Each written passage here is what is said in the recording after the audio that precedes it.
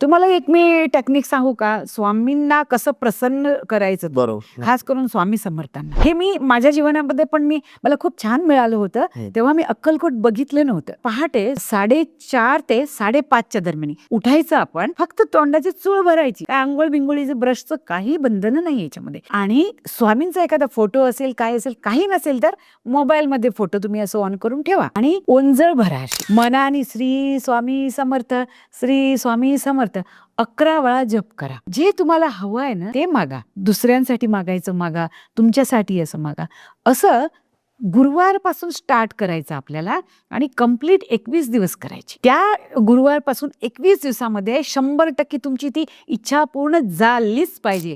समर्थ तुम्हाला प्रसन्न झालेच पाहिजे. आणि भरपूर लोकांना मी ही सांगते, करा, चमत्कार घडेल तुमच्या जीवनामध्ये.